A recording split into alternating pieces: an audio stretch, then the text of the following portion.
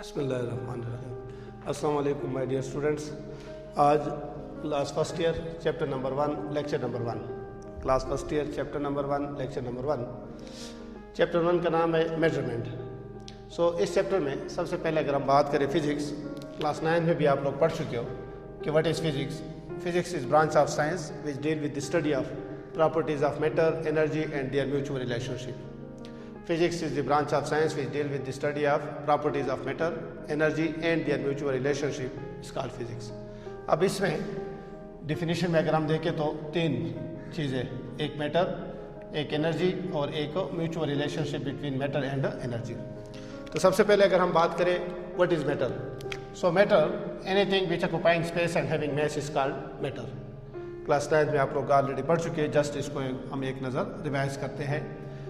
Anything which occupying space and having mass is called matter। For example, अगर हम इर्द गिर्द देखें तो each and everything in universe is made up of matter। For example, दीवार है, मार्कर है, बोर्ड है, for example फैन है, कैमरा है, किताब है, कुर्सी है, each and everything is made up of matter। So ये तो मैटर की डिफिनेशन हो गई। एनर्जी का मतलब होता है ability to do work is called energy. Ability to do work is called energy. अगर किसी बॉडी के अंदर हम कहते हैं कि एबिलिटी टू डू वर्क है तो it means this body has energy. अगर किसी बॉडी के अंदर एबिलिटी टू डू वर्क नहीं है, काम करने की सलाहियत नहीं है, तो हम कहते हैं इट हैज़ नो एनर्जी। जब हम थक जाते हैं तो हम कहते हैं यार एनर्जी लेवल कम हो गया। थका हुआ इंसान फिर क्या नहीं कर सकता, काम नहीं कर सकता या तेज़ काम नहीं कर सकता, तो हम कहते हैं यार एनर्जी लेवल कम हो गया। बहरहाल energy means ability to do work is called energy. Mutual relationship between matter and energy। Mutual relationship between matter and energy means matter and energy are interconvertible। Interconvertible का मतलब होता है कि matter can be converted into energy, similarly energy can be converted into matter। matter और energy आपस में interconvertible है। Einstein mass energy relationship, Einstein famous mass energy relationship है E is equal to mc square। E is equal to mc square, where what is mass? M, mass converted into energy, and what is speed? What is c? c is a speed of light which is equal to 3 into 10 power 8 meter per second। अब MCQs point of view से अगर हम बात करें तो MCQs में आता है कि if 1 kg mass is converted into energy, how many energy is produced according to this equation? If 1 kg mass is converted into energy, then how many energy will be produced according to Einstein mass energy relationship E is equal to mc square। तो अगर इस equation के अंदर हम mass की जगह पे 1 kg put करें, बाकी 3 into 10 power 8 मीटर पर सेकेंड होल स्क्वायर कर ले तो यह आ जाता है 9 into 10 power 16 kg metre square per second square. kg metre square per second square जो है ये जॉल के इक्वल होता है, जॉल। तो 9 into 10 power 9 जॉल एनर्जी प्रोड्यूस होगी अगर हम 1 kg मास को एनर्जी में कन्वर्ट करें। If 1 kg mass is converted into energy, 9 into 10 power 9 joule energy will be produced। इसी के साथ दूसरा MCQ आता है, if 1 kg mass is converted into energy, then energy produced is nearly equal to, ये लफ्ज़ है is nearly equal to, nearly equal to or approximately equal to, means के एग्जैक्ट अगर हम बात करें तो 9 into 10 power 9 जॉल लेना, 9 into 10 power 16 जॉल, 9 into 10 power 16 जॉल energy produce होती है। अगर हम नियरली इक्वल टू की बात करें तो इस नंबर को अगर हम राउंड ऑफ कर ले, अप्रॉक्सीमेट कर ले, तो एक ऑप्शन है 10 power 16, 10 power 15, 10 power 17 और नन। सो 10 power 17 करेक्ट ऑप्शन है। क्यों? क्योंकि हमने 9 into 10 power 16 को अप्रॉक्सीमेट किया। 9 की जगह अगर हम फॉर एग्जांपल 10 लिखें तो 10 into 10 power 16 से आ जाता है 10 power 17। कुछ बच्चे इस चीज़ को देखते हुए कि भाई 9 into 10 power 16 इस फिगर में है, लिहाजा 10 power 16 वाला ऑप्शन सही है। नहीं, 10 power 17।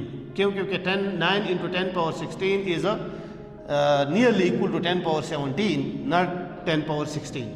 10 power 16 के इतने नज़दीक नहीं है ये फिगर जितना 10 power 17 के नज़दीक है। बहरहाल ये तो बात हो गई व्हाट इज़ फिजिक्स, और फिजिक्स के अंदर ये दो वेरी इंपॉर्टेंट MCQs। इसके बाद अगला टॉपिक है हमारा फिजिकल क्वांटिटीज़। तो बेटा आप क्लास 9 में आप लोग ऑलरेडी पढ़ चुके हो what is physical quantities. Physical quantity mean all measurable quantities are called physical quantities.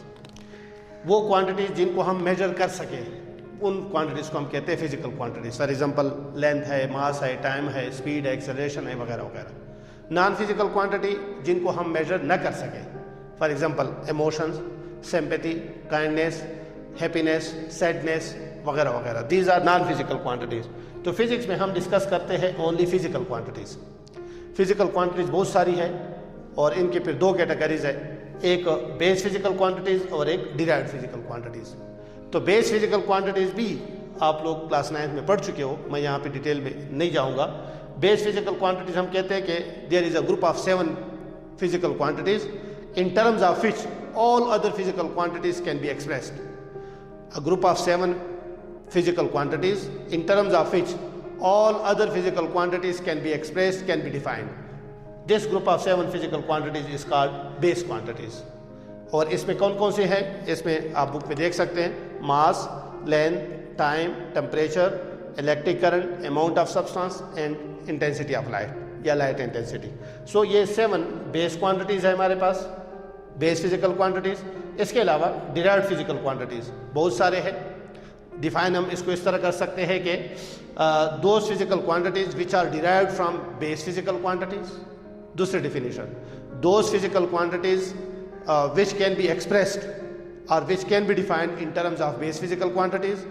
तीसरी definition, those physical quantities which can be obtained from multiplication और डिवीजन ऑफ 2 और मोर बेस क्वांटिटीज। मैंने बेस डिराइव्ड क्वांटिटीज की 2-3 definition बता दी। वो quantities जो base quantities से derived हो, या वो क्वांटिटीज जिनको हम बेस क्वांटिटी के टर्म में एक्सप्रेस कर सकें। और तीसरी डिफिनीशन, वो क्वांटिटीज जो 2 या 2 से ज़्यादा बेस क्वांटिटीज़ के मल्टीप्लिकेशन या डिवीजन से ऑब्टेन्ड होती हो। फॉर एग्जांपल, अगर इसके हम एक एग्जांपल देखें तो area is a derived quantity which is equal to length multiplied by length. Means के लेंथ बेस क्वांटिटी है, इसको 2 मरतबा मल्टीप्लाई करने से क्या बन जाता है, area. Area is a derived quantity. इस तरीके से अगर हम बात करें स्पीड की, तो स्पीड किस चीज़ का इक्वल होता है, डिस्टेंस डिवाइडेड बाई टाइम। तो distance is base quantities, that is length divided by time. So 2 base quantities की डिवीजन से हमारे पास एक क्वांटिटी बनती है स्पीड, और ये डिराइव्ड क्वांटिटी। तो बहरहाल डिराइव्ड क्वांटिटीज हमारे पास बहुत सारी है, जैसा कि area, volume, density, speed, velocity, acceleration, work, energy, force, वगैरह वगैरह। बहुत सारी डिराइव्ड क्वांटिटीज़ है, क्लास 9 में आप लोग पढ़ चुके हो डिटेल के साथ। इसके बाद अगर हम बात करें international system of units, so international system of units का मतलब है कि पहले तो क्लास 9 पे भी आप लोगों को टीचर ने बताया होगा कि 1960 से पहले मुख्तलिफ ममालिक में मुख्तलिफ यूनिट्स इस्तेमाल होते थे क्वांटिटीज़ को मेज़र करने के लिए। फॉर एग्ज़ाम्पल अगर हम लेंथ की बात करें तो लेंथ के लिए यूनिट इस्तेमाल होता था, एक मुल्क में फुट, दूसरे मुल्क में यार्ड, तीसरे मुल्क में मीटर, चौथे मुल्क में सेंटीमीटर, पाँचवें मुल्क में लेट्स सपोज इंचज़ वगैरह। तो मुख्तलिफ मुल्कों में जब एक ही क्वांटिटी के लिए मुख्तलिफ यूनिट्स यूज़ होते थे तो उसकी वजह से एक कन्फ्यूजन थी कि भाई एक मुल्क और दूसरे मुल्क जब आपस में बिजनेस वगैरह या साइंटिफिक रिसर्च वगैरह में डिफ़िकल्टीज़ थी, तो इन डिफ़िकल्टीज़ और कन्फ्यूजन को ख़त्म करने के लिए 1960 में, कब 1960 में एक वो क्या कहते हैं उसको, एक कॉन्फ्रेंस हुई और उस कॉन्फ्रेंस में इंटरनेशनली एक ग्रुप ऑफ यूनिट्स को इंटरनेशनल यूनिट्स के तौर पे रखा गया। उस ग्रुप ऑफ यूनिट्स को क्या बोला, सिस्टम इंटरनेशनल। इसको SI यूनिट्स भी कहते हैं और इसको डिफाइन कुछ इस तरह करते हैं कि a complete set of base, derived and supplementary units is called international system of units, which is also called system international of units, that is SI units. हम बार बार कहते हैं ना SI unit, SI unit. Speed के लिए SI unit metre पर second, length के लिए SI unit metre, मास के लिए SI यूनिट किलोग्राम, एक्सेलरेशन के लिए SI यूनिट मीटर पर सेकेंड स्क्वायर। तो SI यूनिट मीन कि सिस्टम इंटरनेशनल के अंदर हर एक फिजिकल क्वांटिटी के लिए एक स्पेसिफिक यूनिट रखा हुआ है।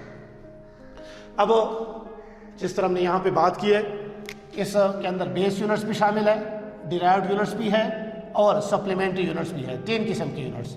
तो पहले अगर हम 1 by 1 इसको डिस्कस कर लें तो पहले आ जाता है बेस यूनिट्स। तो तो बेस यूनिट्स क्लास 9 में आप ऑलरेडी डिस्कस कर चुके हो, तो पढ़ चुके हो आप लोग। बेस यूनिट्स का मतलब होता है कि those units which are used to measure base quantities. जिस तरह यहाँ पे हमने बात की थी बेस फिजिकल क्वांटिटीज़, तो बेस फिजिकल क्वांटिटीज़ को मेजर करने के लिए जो 7 यूनिट्स इस्तेमाल होते हैं उन यूनिट्स को कहते हैं बेस यूनिट्स। और आपको पता भी है और बुक में भी लिखी हुई है, अगर आप देख ले टेबल, जिस तरह मास के लिए किलोग्राम, लेंथ के लिए मीटर, टाइम के लिए सेकेंड, टेम्परेचर के लिए केल्विन, इलेक्ट्रिक करंट के लिए एम्पेयर, अमाउंट ऑफ सब्सटेंस के लिए मोल और इंटेंसिटी ऑफ लाइट के लिए कैंडेला। तो ये आप बुक में देख सकते हैं। बेस यूनिट्स 7 बेस क्वांटिटीज़ है, 7 हमारे पास बेस यूनिट्स है। डिराइव्ड यूनिट्स, तो डिराइव्ड यूनिट्स हमारे पास बहुत सारे हैं और इसको हम कैसे डिफाइन करते हैं? Those units which are obtained from multiplication or division of 2 or more than 2 base units. 2 or more than 2 base units. For example, अगर हम बात करें एरिया, तो area is a derived quantity, तो इसको हम लिखते हैं लेंथ इंटू लेंथ। अगर हम यूनिट की बात करें तो metre multiplied by metre which is equal to metre square. So metre square is derived unit which is obtained from multiplication of length 2 times. इसी तरह अगर हम बात करें स्पीड की, तो speed is a derived quantity, और इसके लिए अगर हम डिराइव्ड यूनिट की बात करें तो ये हो जाता है मीटर पर सेकेंड। सो मीटर पर सेकेंड जो है ये हमारे पास क्या चीज़ है? मीटर पर सेकेंड इज डिराइव्ड यूनिट। तो डिराइव्ड यूनिट हमारे पास बहुत सारे हैं, जैसा कि एरिया के लिए मीटर स्क्वायर, वॉल्यूम के लिए मीटर क्यूब, डेंसिटी के लिए kg पर मीटर क्यूब, एक्सेलरेशन के लिए मीटर पर सेकेंड, वर्क के लिए जॉल, फोर्स के लिए न्यूटन, इसी तरह प्रेशर के लिए पास्कल वगैरह वगैरह। बहुत सारे डिराइव्ड यूनिट्स हैं, आप अपने बुक पे इसको देख सकते हैं। अब बेटे यहाँ तक जो चीज़ें हमने डिस्कस कर ली उसमें कोई नई चीज़ हमने डिस्कस नहीं की। 9th के क्लास के वाले से अगर हम बात करें, फिजिक्स की डिफिनेशन क्लास 9 में आप लोग ऑलरेडी पढ़ चुके हैं। मैटर, एनर्जी, म्यूचुअल रिलेशनशिप, ये 2 MCQs हमने नए टॉपिक डिस्कस किए। इसके बाद फिजिकल क्वांटिटी आप ऑलरेडी क्लास 9 में पढ़ चुके हो। Base physical quantities, derived physical quantities, फिर इंटरनेशनल सिस्टम ऑफ यूनिट्स आप पढ़ चुके हो, बेस यूनिट्स, डिराइव्ड यूनिट्स। अब हम जो टॉपिक पढ़ने जा रहे हैं सप्लीमेंट्री यूनिट्स, ये फर्स्ट ईयर में नया टॉपिक है और इम्पोर्टेंट है, और मीन्स के यहाँ से हम कह सकते हैं कि नया टॉपिक स्टार्ट होता है। तो बेटा सप्लीमेंट्री यूनिट्स क्या चीज़ है? जैसे कि आपको क्लास 9 में आप लोगों ने पढ़ा था कि बेस यूनिट्स और डिराइव्ड यूनिट्स। अब हम यहाँ पे एक और किस्म के 2 यूनिट्स पढ़ेंगे जिनको हम कहते हैं supplementary units. Base units 7, derived units बहुत सारे हैं। इसके अलावा 2 यूनिट्स ऐसे हैं हमारे पास फिजिक्स में जिनके बारे में अभी तक क्या कहते हैं उसको, फिजिक्स में ये डिसाइड नहीं हुई बात कि भाई ये 2 यूनिट्स बेस यूनिट्स की कैटेगरी में आते हैं या डिराइव्ड यूनिट्स की कैटेगरी में। इन 2 यूनिट्स को हम कहते हैं सप्लीमेंट्री यूनिट्स। तो सिंपली हम डिफाइन इस तरह करते हैं, there are 2 SI units about which yet it is not decided that either they are base units or derived units. These 2 units are called supplementary units.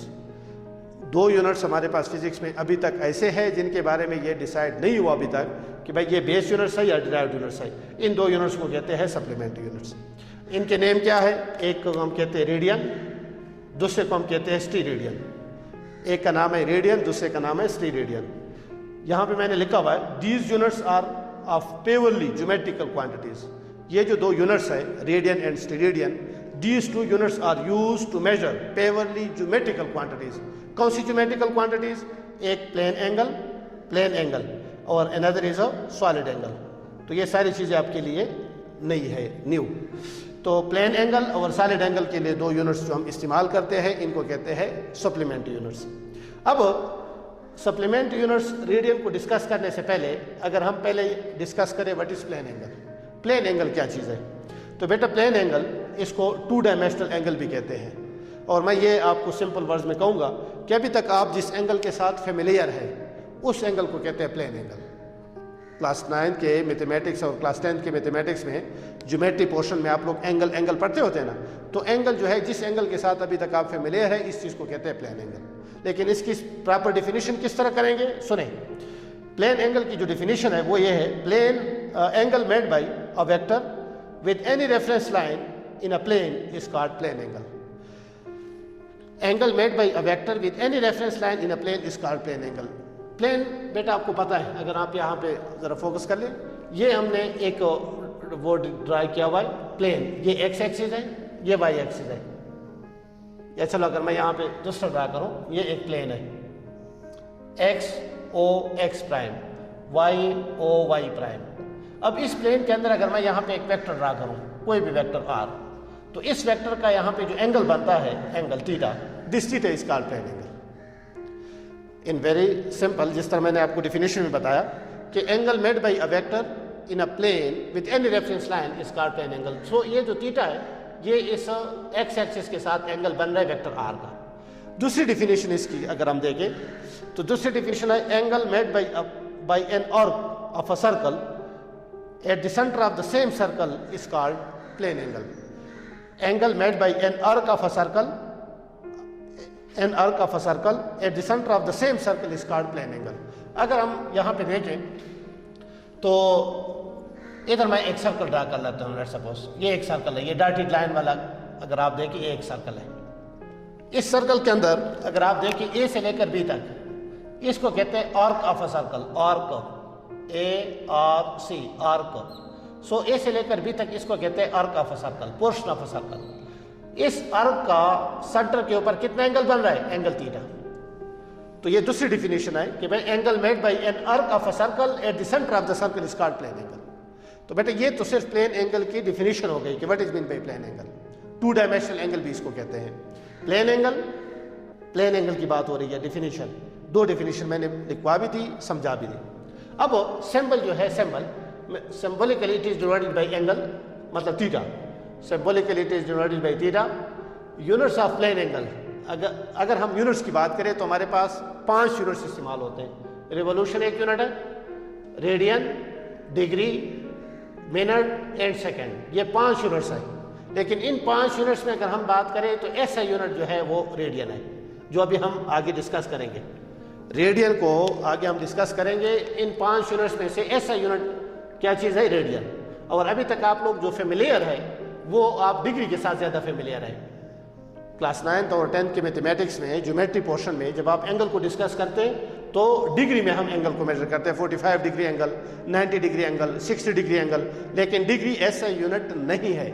जिस तरह हम लेंथ को, अक्सर हम लेंथ को मेजर करते हैं किलोमीटर्स में, 2 सिटीज़ के दरमियान, 2 मुल्कों के दरमियान डिस्टेंस, या लॉन्ग डिस्टेंस को हम अक्सर किलोमीटर में मेजर करते हैं। लेकिन किलोमीटर ऐसा यूनिट नहीं है, ऐसा यूनिट मीटर है। ज़रूरी नहीं है कि हर जगह पे ऐसा यूनिट यूज़ होगा, वो डिपेंड करता है आपकी रिक्वायरमेंट के ऊपर। बहरहाल इन 5 यूनिट्स में से ऐसा यूनिट कौन से वाला है, रेडियन। और ज़्यादा फेमिलियर यूनिट कौन से वाला है, वो डिग्री। सो डिग्री के अगर हम पहले तो डिस्कस करें डिग्री को, तो डिग्री क्या है, familiar unit of plane angle but not SI.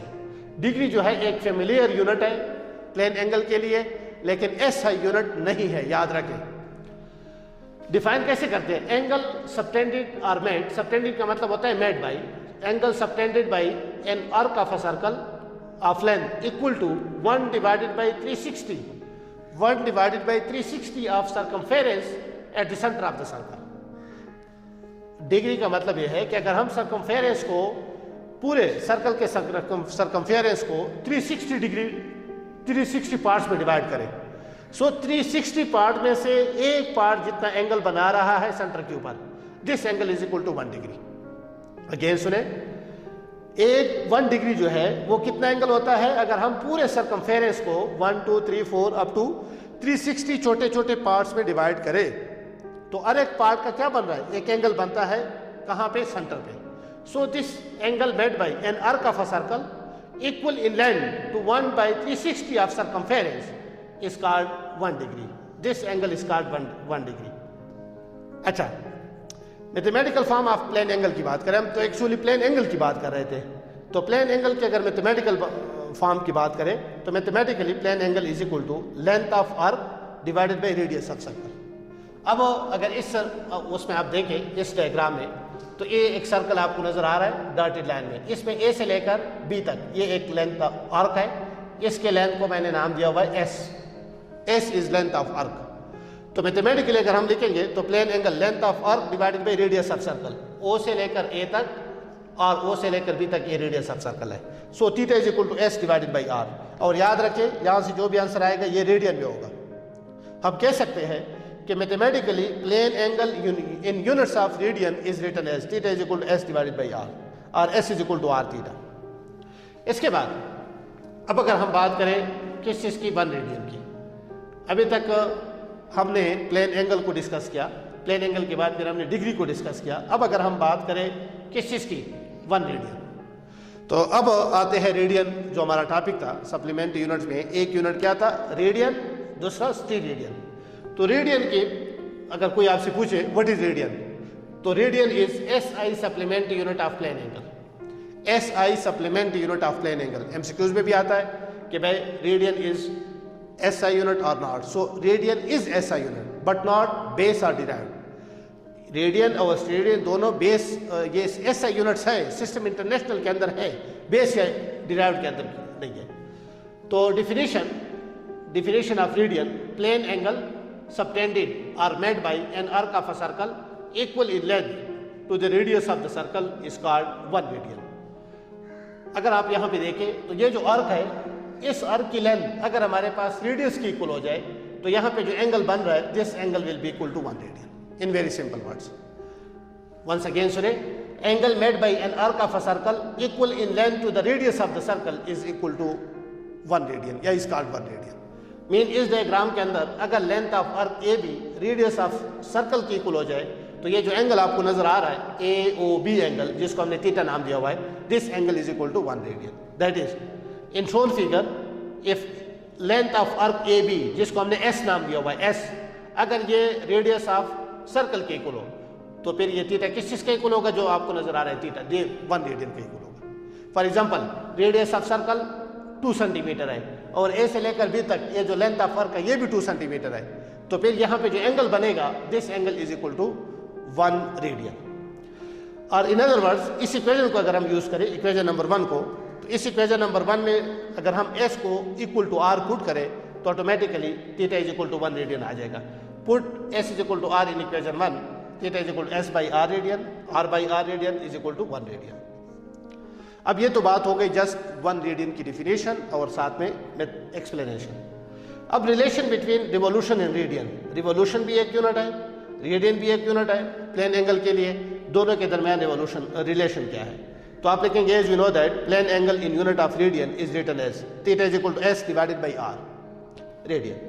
Now during full revolution, अगर हम फुल रिवोल्यूशन की बात करें, फुल रिवोल्यूशन, तो फुल रिवोल्यूशन में ये जो S है ये किस चीज़ का इक्वल होगा, 2 पाई R।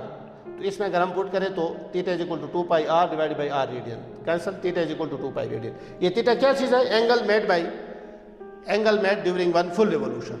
सो 1 फुल रिवोल्यूशन के दौरान जो एंगल बनेगा वो 2 पाई रेडियन होगा। 1 revolution is equal to 2 pi radian, याद रखें।